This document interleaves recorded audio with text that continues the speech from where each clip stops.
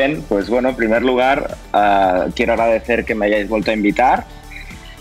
Para mí ya son, creo que desde el 2012 que estoy colaborando con vosotros y bueno, es un placer como siempre. Esta vez no puedo estar ahí físicamente, pero bueno, la idea es como siempre intentar contribuir con una presentación de lo que estamos haciendo, de nuestras ideas. Entonces, si os parece, voy a ir empezando.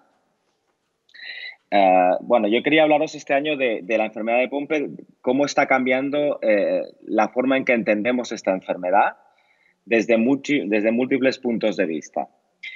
Entonces, lo primero que os quería comentar es que una de las herramientas que nos está ayudando a entender mejor la enfermedad son los registros de pacientes y nosotros ya el año pasado teníamos un proyecto que era empezar con el registro español de enfermedad de Pompe. Este es un registro que está ubicado dentro de lo que sería el registro de enfermedades neuromusculares, que se llama NMDES y que pertenece a CiberER, que es una red de grupos que trabajan en enfermedades raras.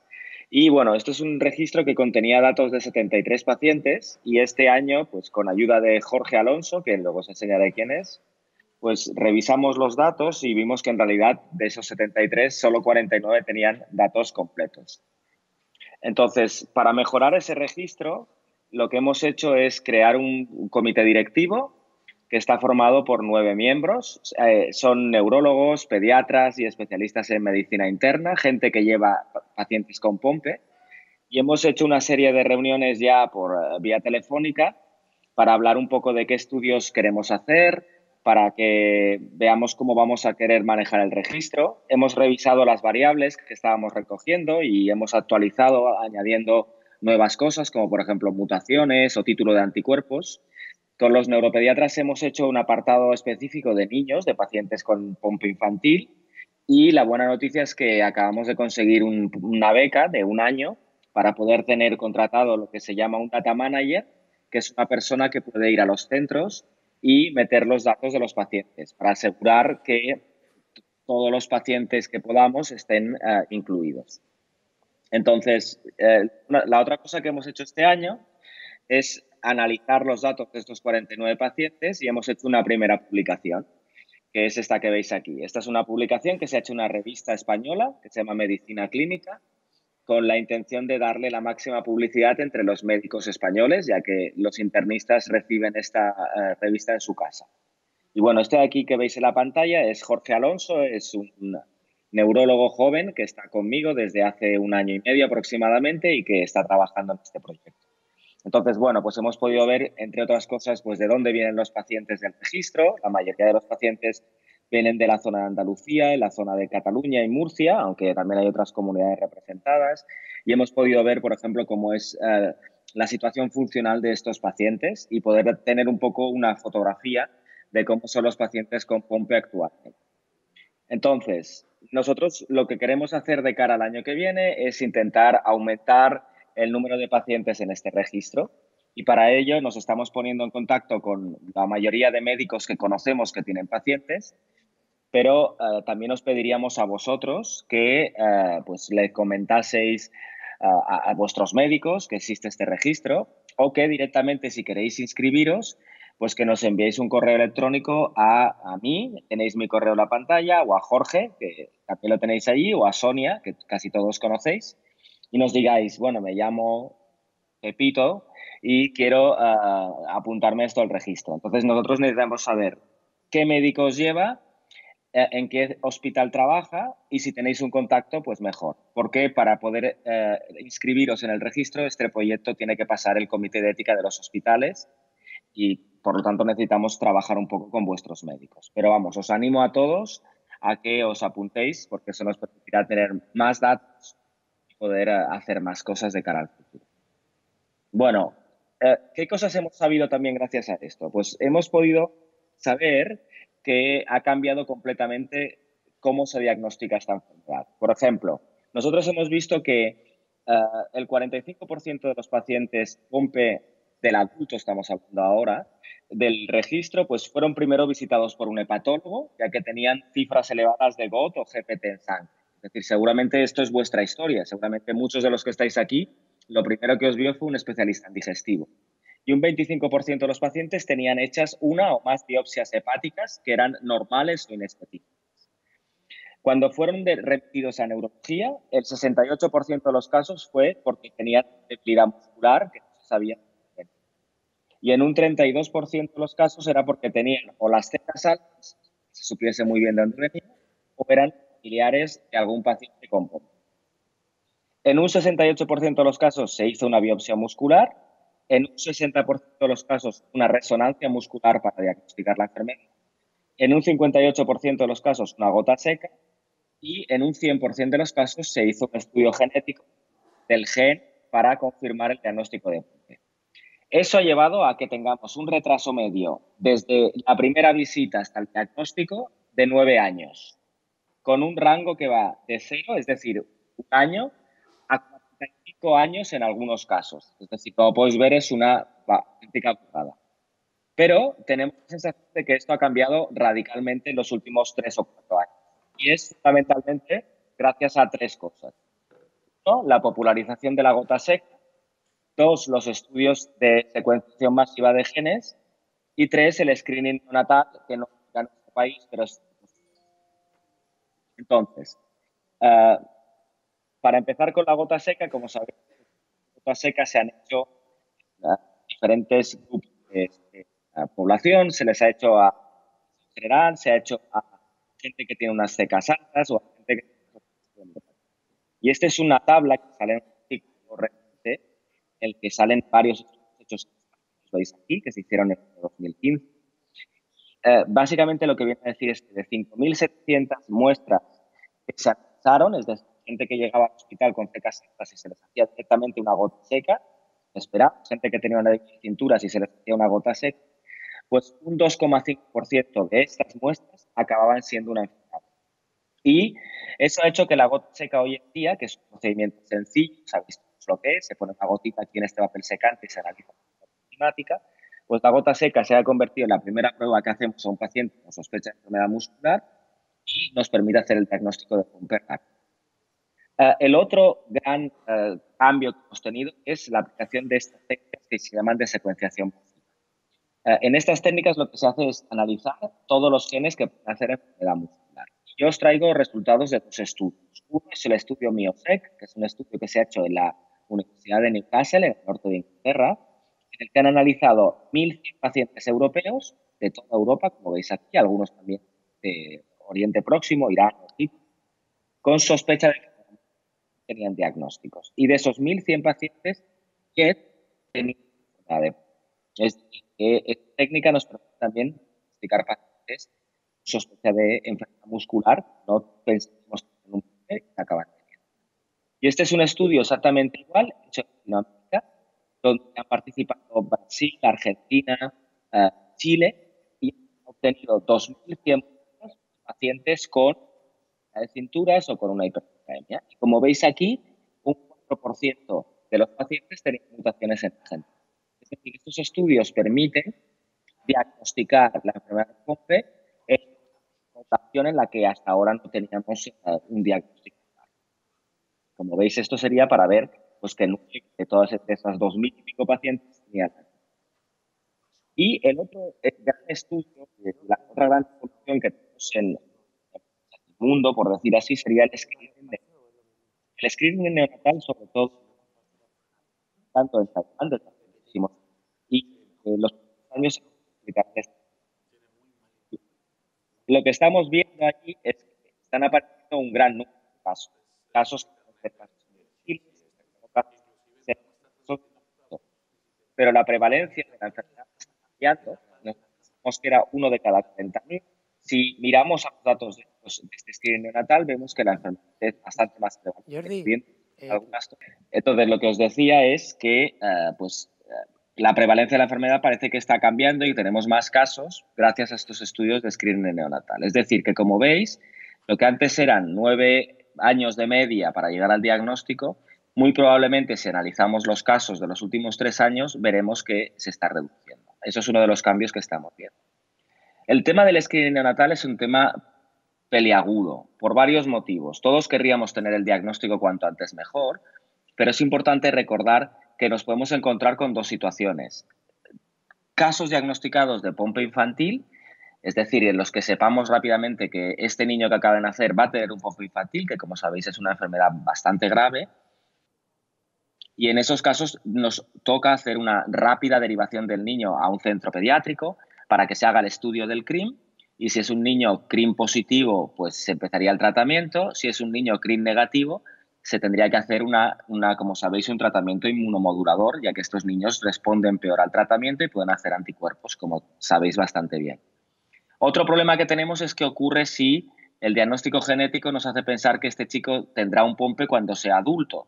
Pues no queda muy claro todavía cómo hay que hacer el seguimiento, cada cuánto hay que hacer las visitas, etcétera. Y eso es algo que está bastante en discusión. A día de hoy no hay screening neonatal en España, no lo hay prácticamente en ningún país europeo, aunque es una cosa que se empieza a hablar en algunos congresos. De todas formas, yo creo que estamos un poco lejos, no tanto por la técnica, sino por el hecho de la organización posterior. Es importante también que sepáis que, bueno, una de las cosas que está cambiando en los últimos años es cómo tratamos a estos niños CRIM negativos.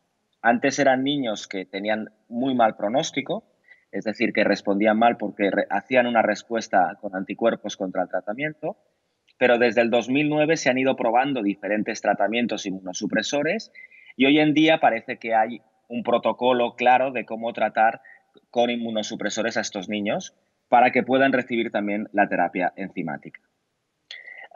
Recordad que en el año 2006 se hizo el ensayo clínico con el Pompe infantil.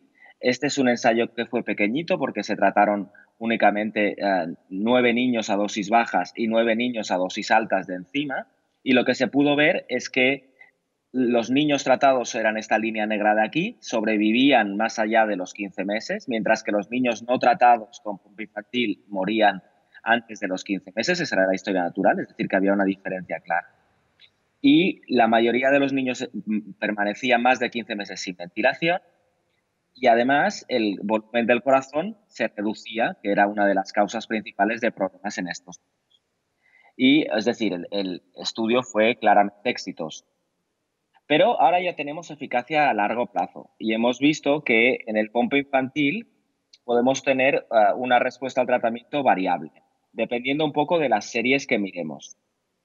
Hay algunas series que dicen que aproximadamente el 35% de los pacientes con Pompe infantil, especialmente los CRIM negativos, fallecen antes de los 5 años de vida.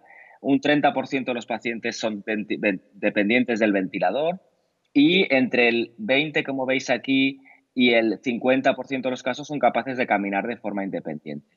Pero yo quiero enseñaros este estudio de aquí en medio, que pone T, que es el estudio 81, en el que dan el tratamiento nada más nacer el niño, menos de un mes de vida. Y están viendo que, dando el tratamiento de forma precoz, pueden tener una mejor respuesta. Ningún niño ha fallecido, ninguno es ventilador dependiente y todos caminan. Es decir, que vamos aprendiendo que el tratamiento de la enfermedad de Pompe en el Pompe infantil, si se empieza antes, tiene mejor respuesta. Recordad que Taiwán es el único país o el país que tiene más experiencia con el screening neonatal, con lo cual identifica estos casos antes y puede empezar a tratar antes a los niños.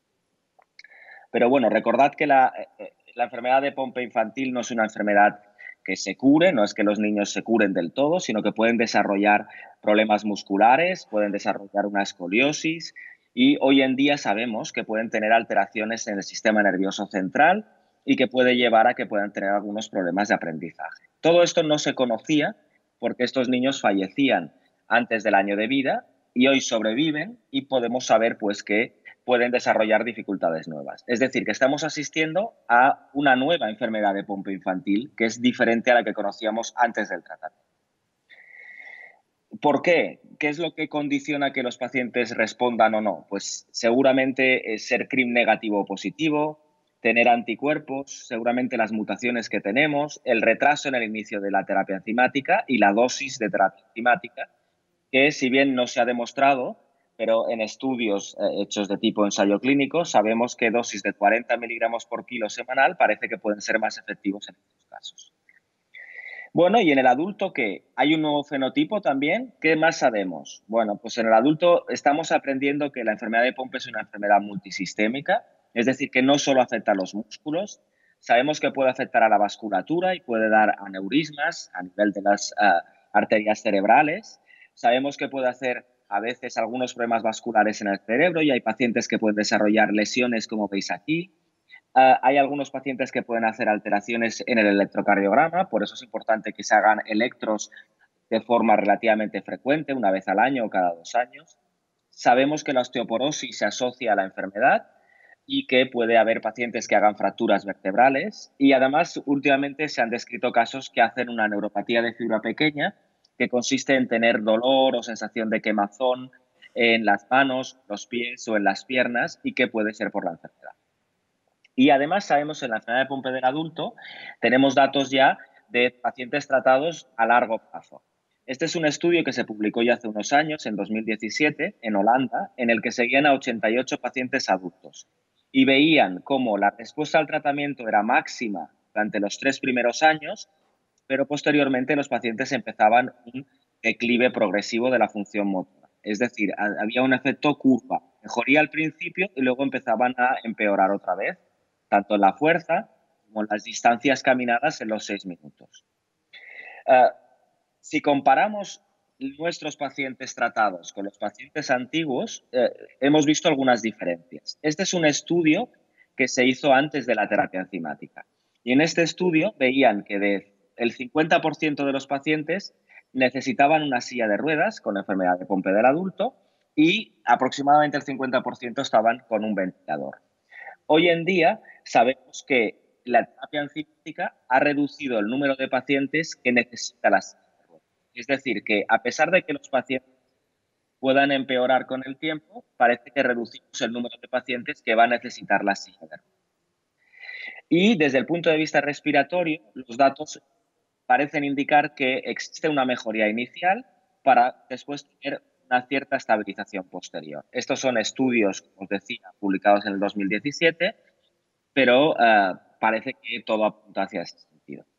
Bueno, nosotros en Barcelona, como sabéis, hemos hecho un estudio de 4 años de seguimiento de pacientes con enfermedad de Pompe, en el que hemos hecho pruebas físicas cada año y hemos hecho una resonancia magnética muscular analizando la grasa del músculo. Como sabéis, en el músculo, cuando tenemos grasa, es que la enfermedad está progresando. Y hemos utilizado una técnica que se llama Dixon, que lo que hace es que nos permite tener imágenes de grasa e imágenes de músculo para poder analizar una zona determinada y poder saber cuánta grasa exactamente hay allí. De forma que yo puedo analizar la grasa que hay en el momento basal y puedo analizarla al año y ver, por ejemplo, que hay un aumento, como sería este ejemplo, de un 2%. A medida que progresa la grasa en el músculo, quiere decir que la enfermedad está avanzando. Y bueno, los datos que nosotros hemos ido teniendo los hemos ido publicando. Este fue un estudio hecho al primer año, en el que ya veíamos que había diferencias significativas en los pacientes sintomáticos tratados, que aumentaban de media cerca de un 2%, y que cuando mirábamos todas las pruebas físicas, la única que mostraba cambios significativos era la resonancia. Es decir, que las pruebas de caminar, de fuerza, de subir y bajar escalones, etcétera, no eran muy útiles para seguir al paciente ya que no mostraban diferencias. Pero en cambio con la resonancia sí que veíamos esas diferencias. Y a los 3 años, ¿qué hemos visto? Bueno, pues ahora que hemos acabado el estudio, hemos visto que la progresión persiste a un ritmo de un 2% anual, aproximadamente, que eso es significativo. Y ahora sí, que ya han pasado estos 3 años, empezamos a ver cambios en la fuerza en nuestros pacientes. Vemos que van perdiendo fuerza muy lentamente. Pero es importante saber, por lo tanto, que la resonancia nos está identificando cambios en la progresión de la enfermedad antes que las pruebas físicas habituales, ¿de acuerdo? Y bueno, aquí os pongo un ejemplo de un paciente del estudio. Fijaos en este músculo de aquí. Cuando empezó el estudio en 2015 tenían 47% de grasa y a medida que ha ido pasando el tiempo ha ido acumulando hasta tener un 73%. Es casi un 25% más. Es decir, hay un cambio significativo. Bueno, los datos del Pompe Registry que se han hecho públicos recientemente, Pompe Registry tiene datos de pacientes con Pompe de todo el mundo y han analizado también la función respiratoria y han visto que sus datos muestran que hay una cierta estabilización de la función respiratoria. Entonces, parece que todo indica que el tratamiento frena la enfermedad, pero no la para del todo. Eso es lo que vamos aprendiendo. Y aquí veis que los resultados son similares independientemente de cómo esté tu capacidad vital cuando entras al estudio. Si estás muy bien, si estás más o si estás mal, el tratamiento parece que frena un poco la evolución desde el punto de vista vital.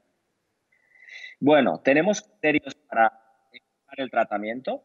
Estos son los criterios europeos que hemos acordado entre todos. Y básicamente la prueba sintomática es la más importante.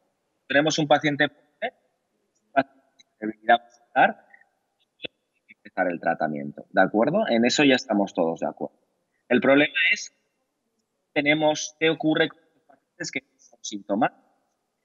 Entonces, nosotros, cuando hicimos el estudio de resonancia, ya vimos los pacientes, que son estos en naranja que veis aquí, no tenían ningún síntoma, ya tenían algunos casos de la enfermedad. Es decir, que parecía que esta enfermedad estaba empezando, que las pruebas físicas que hacíamos no eran suficientemente buenas para detectar síntomas. Entonces, uno de los problemas que tenemos en esta enfermedad es que los músculos que se afectan al principio son fundamentalmente la musculatura de la espalda.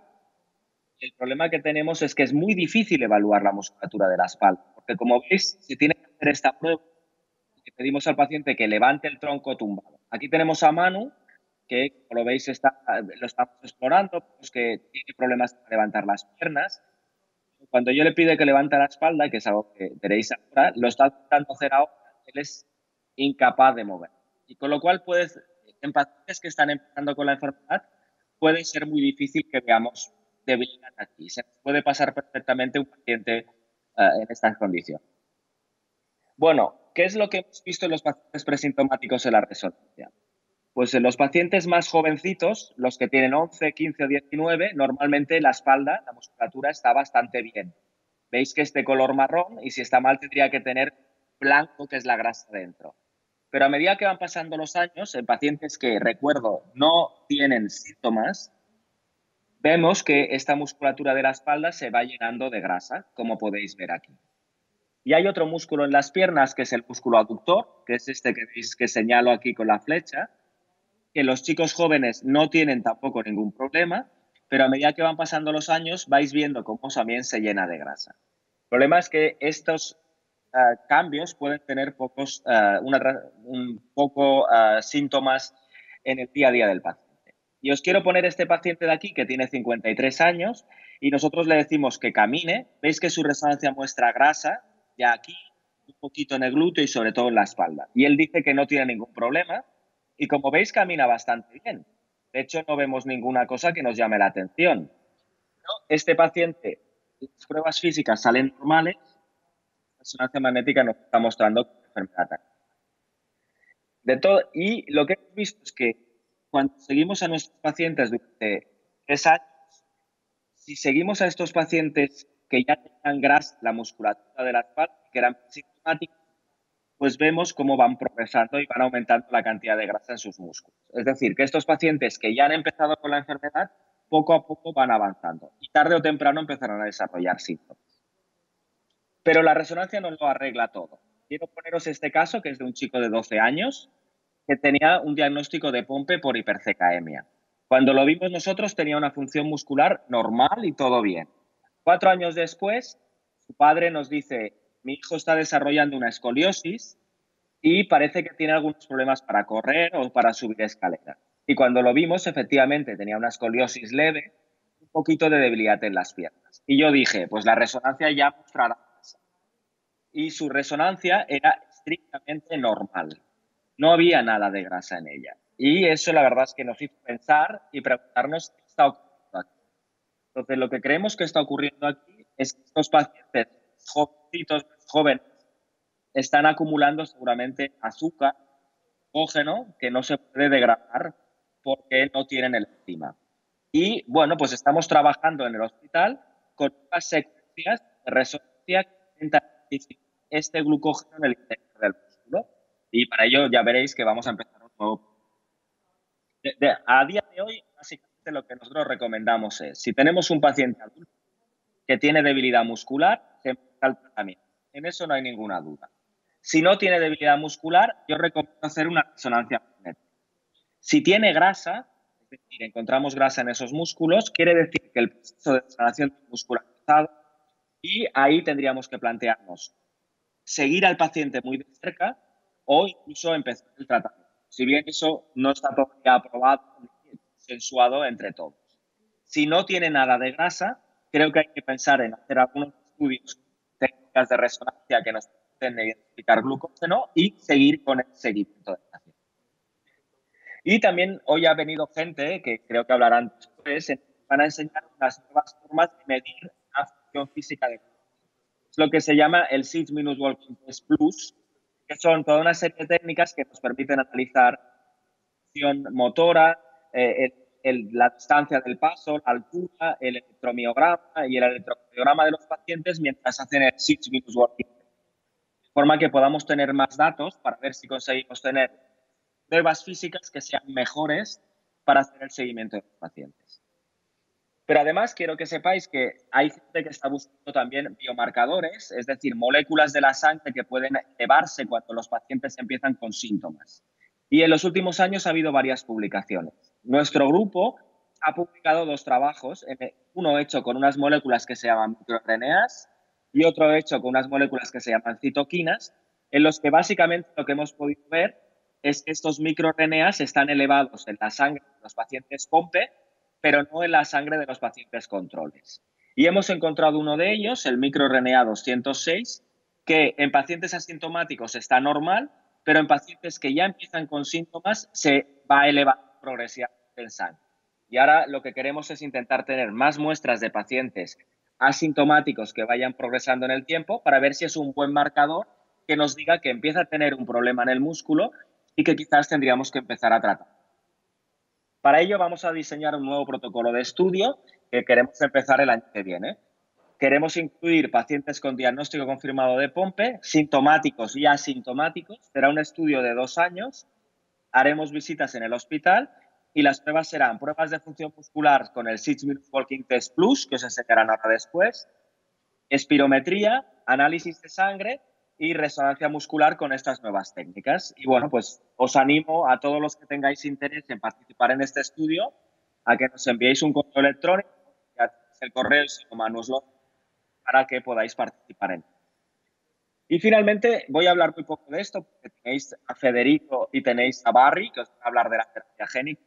Yo simplemente quiero deciros que están llegando nuevos tratamientos y hay tratamientos enzimáticos. Por ejemplo, la casa Gencine ha desarrollado ya el nuevo enzima, lo que sería NeoGA, que se llamará avalglucosidasa alfa, que es un nombre un poco complicado, que básicamente lo que tiene son más azúcares en la periferia para poder entrar mejor en el músculo.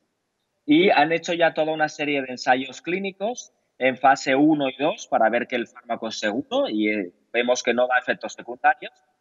Y hay un ensayo clínico en fase 3 que se llama COMET, que está en marcha y que ya ha acabado el reclutamiento, es decir, todos los pacientes están ya reclutados en el ensayo y acabará el año que viene. Con lo cual, seguramente en 2 años sabremos si este NGA es igual o más efectivo que el enzima actual.